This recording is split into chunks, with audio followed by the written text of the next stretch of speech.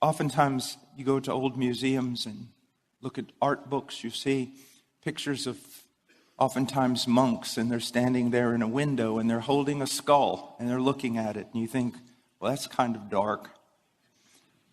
It is. But you need to understand what really is going on there. It's the contemplation of mortality.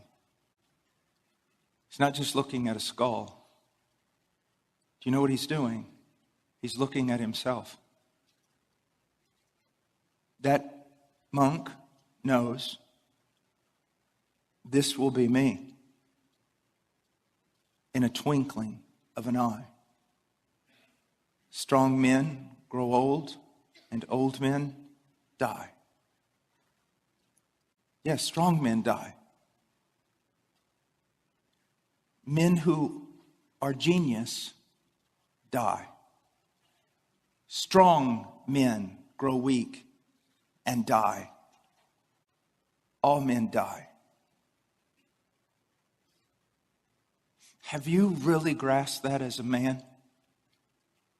I don't mean just played around with it and laughed and told a joke about it. Have you sat down and really thought about this? You're going to die. And everything you lived for outside of the will of Christ is going to burn. Everything. You say, well, but I'm not a missionary and I'm not a preacher. If you're in this church, you know better than to use that language. You can be a policeman and be a policeman every moment of your life for the glory of God, and He takes it as service. You can be a doctor. You can be a ditch digger. You can work construction. So don't play that game. It doesn't matter who we are. Missionary in the Congo or construction worker out on the highway. If we know Christ and Christ knows us, there's no longer the division of secular and sacred in our life. Everything is sacred if it's offered to Him. And He takes it as service to Him. One of the most life-changing things that I experienced before I was converted. As a matter of fact, it's one of the things that led to my conversion. My father, I was many times afraid of him. He was big. He was strong. He was good. I wanted to be like him in so many ways.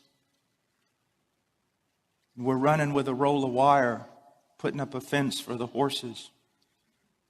Put a pole between the wire, one man on one side, one on the other, and you roll it out. And all of a sudden, when we were talking about upcoming basketball season and all kinds of things. And all of a sudden, I looked down and then I heard him scream.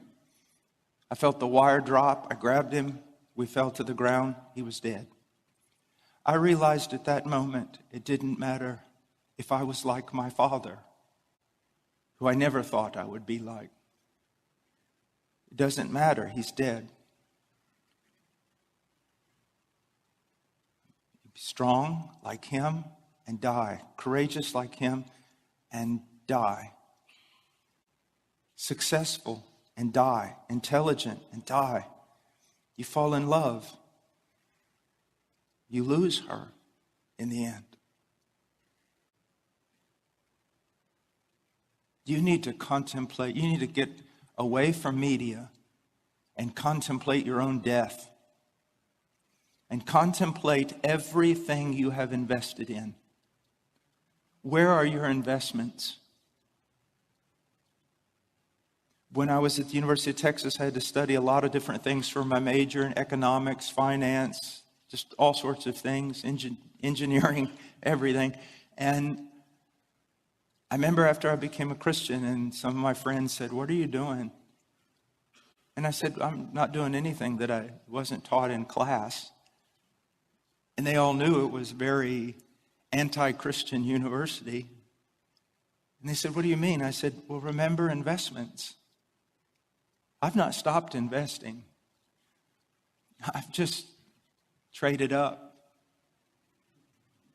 I'm not going to invest in this place anymore because I seriously believe it's going to burn and everything that's going to burn with it. And the one who signs on the dotted line, the co-signer with you in this world, he hates you.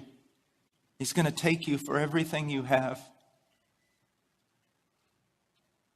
I'm just changing where I'm investing. Where are you investing? Where? Are you investing in your own godliness? How much time a day are you investing in your own godliness? Because your wife's greatest need is a new husband. A better you. How much time are you investing in your wife? How much time are you investing in the godliness of your children and in intercession for them? How much are you investing in your local church? Never forget this in the Lord's Prayer after he says, hallowed be thy name, thy kingdom come, thy will be done. He says, give us this day our daily bread. People make all kinds of nonsense about that text. Well, it's not talking about give us bread for 90 years. It's give us daily bread. All these different things, and they miss the entire point. You know what the point of it is? You know what's really going on there?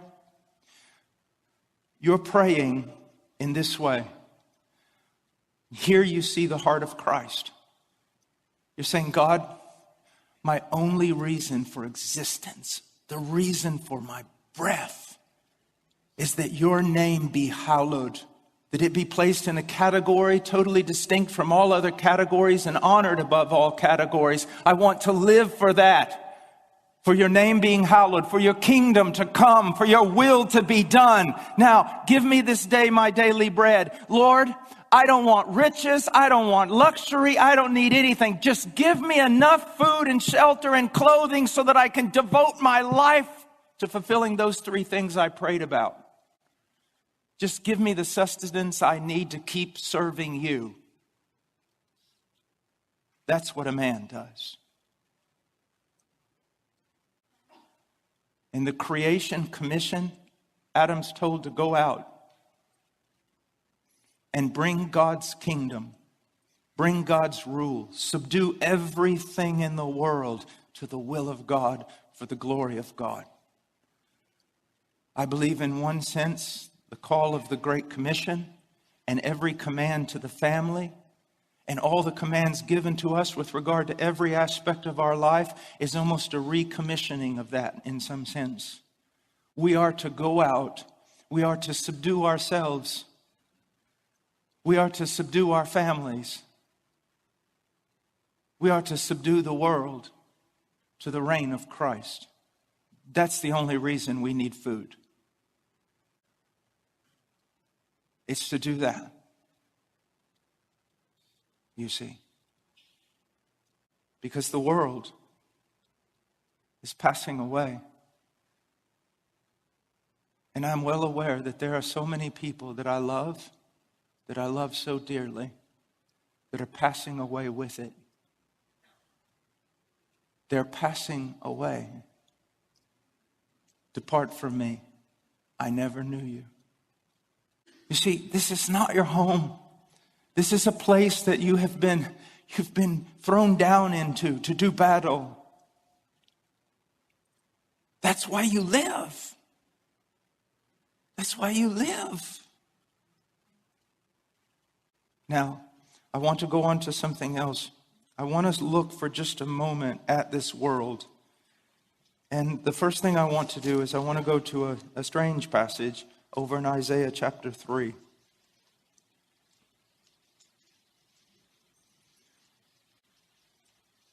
God is bringing judgment upon a people in this passage. God is bringing judgment upon a people. And he says in verse 1, Isaiah chapter 3, verse 1, for behold, the Lord God of hosts is going to remove from Jerusalem and Judah both supply and support, the whole supply of bread and the whole supply of water. So he's going to remove this. But what else is he going to remove? The mighty man and the warrior, the judge and the prophet, the diviner and the elder, the captain of 50, and the honorable man, the counselor and the expert artisan and the skillful enchanter. One of the greatest acts of God's judgment upon a people is when he removes the noble men from leadership, when he removes the entire population of noble men, and there's nothing left but ignoble, weak men. Now, who would dispute with me today and say this passage has no application to the United States of America? I travel around the world. I see men, strong, angry, and many of them mad at us. I come home. I see silly older men playing with toys. I see little boys playing with video games. And I see most people no longer even knowing what bathroom they should go in.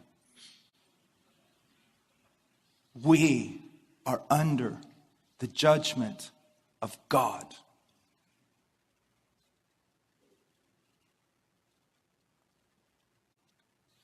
Look at verse 4. And I will make mere lads their princes, and capricious children will rule over them, and the people will be oppressed. Once again,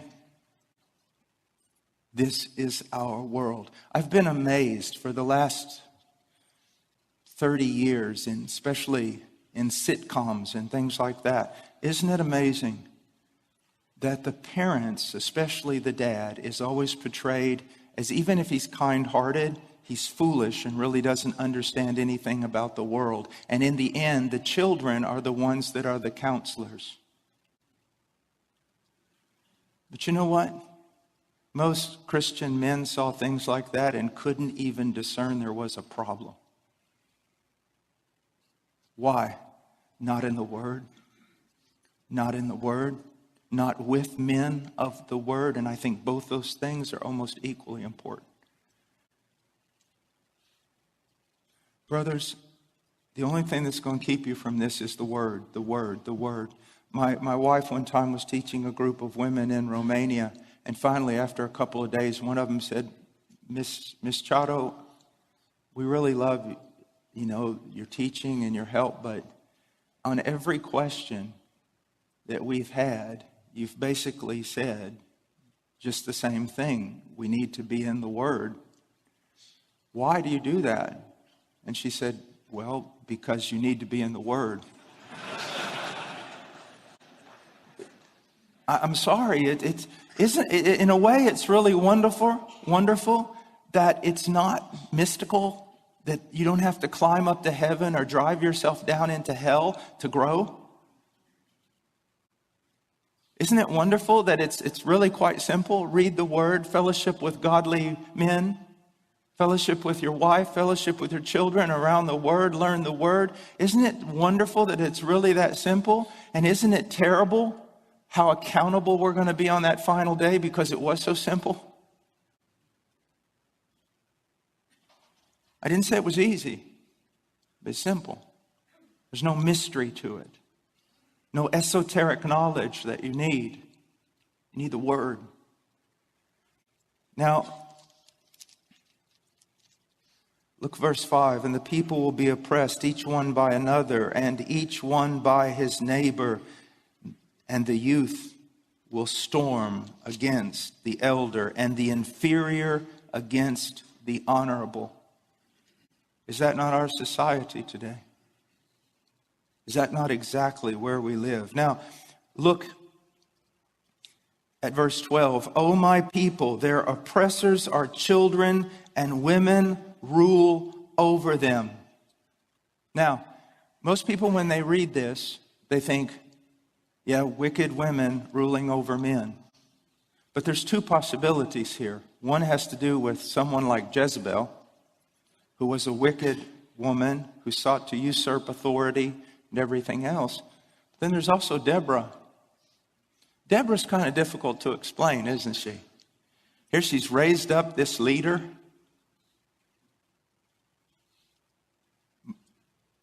Trying to put everything together in the scriptures, it's my opinion that that Deborah was raised up as a rebuke to men.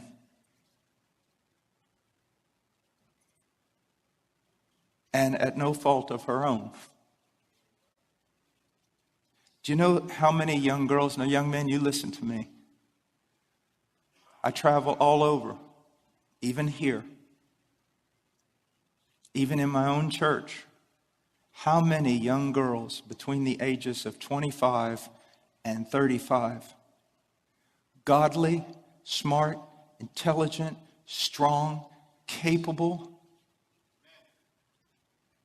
and they say, are we going to be single all our life? Our only option is to be single all our life, or to entrust our lives to boys our age who, when they get a little bit of extra money, buy cool tennis shoes or another video game. What are we supposed to do? Brothers, the Chinese say there are no bad students, just bad teachers. What kind of legacy did you leave? Some of you were laughing. What kind of legacy have you left? What have you done? I am not going to stand here and curse the darkness and make fun of a younger generation. I'm not going to do it. Because when you look in Israel, a generation was raised up who did not know the Lord. And whose fault was that? The previous generation. Yeah, you guys might not be playing video games, but a lot of you have wasted so much of your time doing the stupidest, silliest things of which men are beyond that. No, brothers, I'm telling you, it was a great thing for me to learn that my life, that I should go to the casket, poured out. That life is supposed to be difficult. That self-sacrifice hurts. That it's not about me. You say, oh, it's about Christ. Be careful of a theology of glory. It is about Christ. But if it goes no further than that, the words you've said are nothing more than a meme. It's all about my wife. It's all about my children. Then it's all about my church. And then it's all about the elect people of God who have yet to hear the gospel of their salvation. That's what it's all about. That's what it's really all about. I know professional men in this church, and I know professional men in other places around the world that are extremely professional, extremely busy, and they witness to more people in 1 week than I do in 6 months. Through their professions, through their things, they have Bible studies, they encourage, maybe they don't do that, maybe they don't have the gift of teaching, but you go to their home and you see their children and their wives. They're not about gaining something in this world. They're just using the gifts that they have in order to serve in those concentric circles of concern. Now, what do I mean by that? This is the way I've ordered my life. It was based on a book on evangelism that was written about 40 years ago by a very godly man, Concentric Circles of Concern. But I took it and changed it up a little bit. In the middle of that circle is me. You say, well, that doesn't sound very Christian. Well, it is. And what am I saying when I say the middle of that circle is me? The greatest thing I can do for everyone else on this planet is to be a better Paul Washer. And what does that mean? To seek to be more conformed to the image of Christ. If I do not start with me in the Word and renewing my mind, nothing else works. Nothing else works. So first of all, as men, what do we do to combat this? What do we do? First of all, our great goal should be to be conformed to the image of Christ in character. Isn't it amazing that the qualifications for an elder are almost exclusively character? And you say, well, I'm not an elder. I don't have to worry about that. What you have to understand is in that list in Titus 1 and 1 Timothy 3, what he's basically saying is this: an elder needs to be a mature Christian, and this is what a mature Christian looks like. A husband needs to be a mature Christian, and this is what a mature Christian looks like. Character, to grow in conformity to Christ, which starts by cultivating the mind of Christ in the Word of God and then growing. If you don't know anything about the principles of marriage, but you're a man who walks full of the Holy Spirit and bearing the fruit of the Spirit, you're going to be okay in your marriage. Now, you need both things. But the one without the other just doesn't work. And so that's the first concentration you should be thinking of. I need to be a clean tool, a useful tool, an accurate tool. And then from there, what is our greatest concern? Your wife. Your wife. Her godliness, her sanctification, her prosperity as a person, her flowering, your wife. What about me? Okay, you die. That's your job. You say, well, I don't like that. Then don't walk around pounding your chest like a gorilla and saying you're a man. Because a man is someone who dies to self for his bride. Because Jesus was not a man, he was the man. And we follow him. And then you give your life to your children. Well, I thought children were first. Now there's your problem. Greatest thing you can do for your children, men, is to love their mom. And do you know why so many women hate their daughter-in-laws? Because it's your fault. Yeah, sin has many consequences. So as a husband, you neglect your wife. You neglect affection, intimacy, growing as friends. You neglect all these things. And so your wife, she needs that. She needs that. She's a faithful woman. She's not going to commit adultery. But now you forced her to find it somewhere else, and she finds it in her children. And her children start supplying for her all the affection that she's not getting from her husband. And then when other people come along to take her children away, she can't stand it. And that's your fault. That's my fault. You see, obedience and God's commands. I can remember looking at a certain thing in Hebrews 10, taking Hebrews 10 and then seeing how it seemed like the entire Bible was interwoven into that chapter. It was just unbelievable. And you've got to see that in every aspect of our life, everything is interwoven. And if there's a thread that breaks loose here, everything else starts to come undone. And so that concentric circle of concern, it is to give myself to my wife, then to give myself to my children, and then to give myself to the people of God. And then to give to myself to the world in the sense of sharing with them the gospel of Jesus Christ.